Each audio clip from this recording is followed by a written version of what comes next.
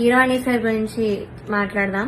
Of course నాకు చాలా hate వస్తుంది దీనికి మాత్రం, and I'm ready for it because I don't care. Personally నాకైతే నెగటివ్ కామెంట్స్ రాలేదు ఆయన దగ్గర నుంచి. బట్ సెట్ లో ఎలా మాట్లాడతారు, అసలు ఏం చెప్తారు అనేది నేను ఇక్కడ చెప్తాను. పాయింట్ నెంబర్ 1, మెలోడీస్ పాడిన వాళ్ళకి మాత్రం వాళ్ళు ఎలా పాడినా కూడా నేను ఆటోమేటిక్ గా మంచి స్కోర్ తీస్తాను అని ఆయన నోట్తో ఆయనే చెప్పారు. So he's very bias towards melody songs and his compositions. ఎలా పాడినా కూడా మార్క్స్ వేసేస్తారు.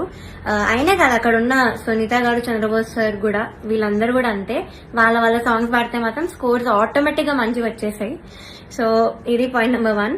Point number 2 is very very hurtful to me personally because నేను ఎలిమినేట్ అయ్యే ఎపిసోడ్ లోనే ఏదో విషయంలో నన్ను చూస్తూ చెప్పారు ఇది కూడా.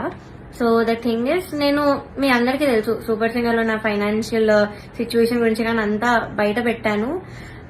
సో దానివల్ల నేను కొన్ని వెడ్డింగ్ షోస్ అలాంటివి చేయాల్సి వచ్చింది. సో ఈ పాయింట్ మీద సార్ మాట్లాడారు. ఏమన్నారంటే అసలు వెడ్డింగ్ షోస్ చేసేవాళ్ళు నా దృష్టిలో సింగర్సే కాదు, నాకు చాలా అసహ్యం, it's like your disrespecting music అని ఈ మాట అన్నారు.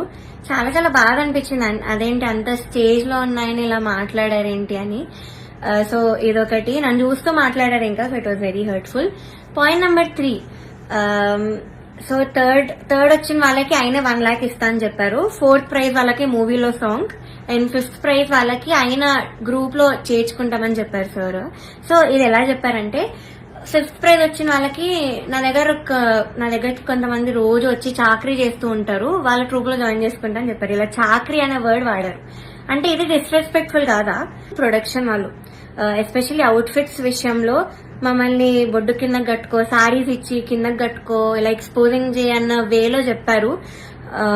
చాలా తిప్పేవాళ్ళు నన్ను ఎస్పెషల్లీ కరెక్ట్ పాడే ముందు.